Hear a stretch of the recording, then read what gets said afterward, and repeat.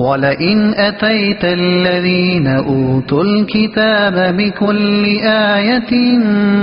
مَا تَبِعُوا قِبْلَتَكَ وَمَا أَنْتَ بِتَابِعٍ قِبْلَتَهُمْ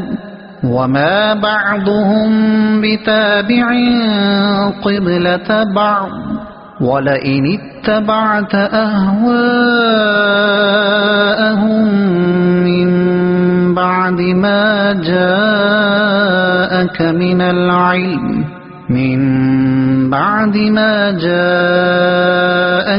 العلم إنك إذا لمن الظالمين۔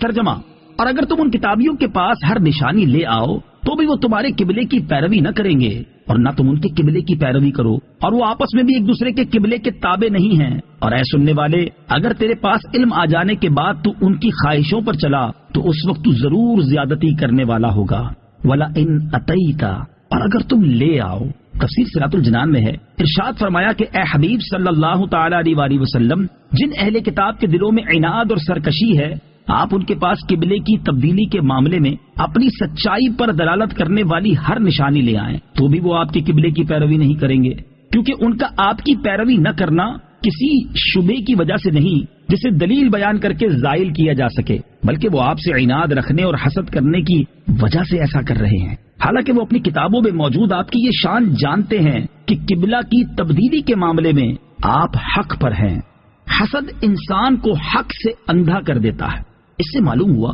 کہ حسد بڑی خبیث شے ہے کہ اس کے ہوتے ہوئے آدمی حق سے اندھا ہو جاتا ہے، اور جس کے سینے میں حضور پرنور صلی اللہ تعالی علیہ وآلہ وسلم کا کینہ ہے وہ اس کے ہوتے ہوئے تو کبھی مر کر بھی ہدایت نہیں پا سکتا۔ ایسے شخص کو قرآن و حدیث، معجزات اور عقلی نقلی دلائل کچھ بھی مفید نہیں ہو سکتے، کیونکہ دل کا دروازہ کھلتا ہی تب ہے جب حضور اکرم صلی اللہ تعالی علیہ وسلم کے بارے میں دل صاف ہو، اور جس کا دل ہی اس چیز سے صاف نہ ہو تو اسے ہدایت کس طرح مل سکتی ہے؟ وَمَا أَنْتَ بِتَابِعٍ قِبْلَتَهُمْ،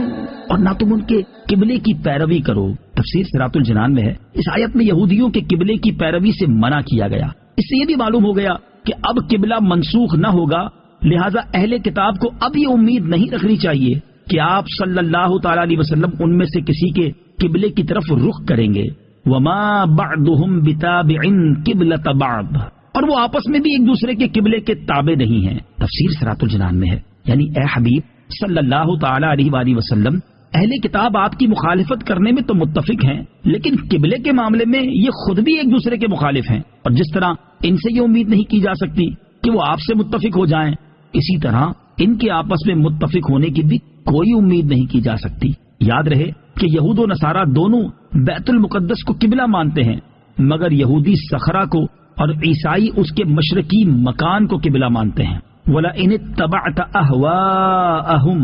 اور اگر تو ان کی خواہشوں پر چلا۔ تفسیر صراط الجنان میں ہے، یہ امت کو خطاب ہے کہ خانہ کعبہ کے قبلہ ہونے کے بعد اگر کسی نے بیت المقدس کو قبلہ بنایا تو وہ ظالم ہے۔ عالم کا گناہ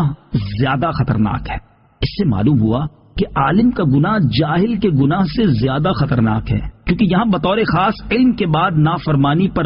وعید بیان کی گئی ہے۔ حضرت زیاد بن حدیر رضی اللہ تعالی عنہ فرماتے ہیں کہ مجھ سے حضرت عمر فاروق رضی اللہ تعالی عنہ نے فرمایا، کیا جانتے ہو کہ اسلام کو کیا چیز ڈھاتی، یعنی اسلام کی عزت لوگوں کے دل سے دور کرتی ہے؟ میں نے کہا نہیں۔ آپ نے فرمایا، اسلام کو عالم کی لغزش، منافق کا قرآن میں جھگڑنا اور گمراہ کن سرداروں کی حکومت تباہ کرے گی۔ اس حدیث کی شرح میں مفتی احمد یار خان نعیمی رحمۃ اللہ تعالی فرماتے ہیں، جب علماء آرام طلبی کی بنا پر کوتاہیاں شروع کر دیں، مسائل کی تحقیق میں کوشش نہ کریں اور غلط مسئلے بیان کریں، بے دین علماء کی شکل میں نمودار ہو جائیں، بدعتوں کو سنتیں قرار دیں، قرآن کریم کو اپنی رائے کے مطابق بنائیں اور گمراہ لوگوں کے حاکم بنیں اور لوگوں کو اپنی اطاعت پر مجبور کریں، تب اسلام کی ہیبت دلوں سے نکل جائے گی، جیسا کہ آج ہو رہا ہے۔ بعض نے فرمایا کہ عالم کی لغزش سے مراد ان کا فسق و فجور میں مبتلا ہو جانا ہے۔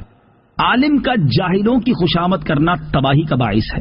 نیز یہ بھی معلوم ہوا کہ عالم کا جاہلوں کی خوشامد کرنا اور ان کا تابع بن جانا تباہی کا باعث ہے۔ علماء کو امراء سے دور ہی رہنا چاہیے تاکہ ان کی خوشامد نہ کرنی پڑے۔ حضرت عبداللہ بن عباس رضی اللہ تعالی عنہما سے روایت ہے، رسول اللہ صلی اللہ تعالی علیہ وسلم نے ارشاد فرمایا کہ میری امت کے کچھ لوگ دین سیکھیں گے اور قرآن پڑھیں گے اور کہیں گے ہم امیروں کے پاس جائیں گے اور ان کی دنیا لے آئیں گے، البتہ اپنا دین بچا لیں گے، لیکن ایسا نہ ہو سکے گا۔ جیسے ببول کے درخت سے کانٹے ہی چنے جاتے ہیں، ایسے ہی امیروں کے قرب سے نقصان ہی ہوگا۔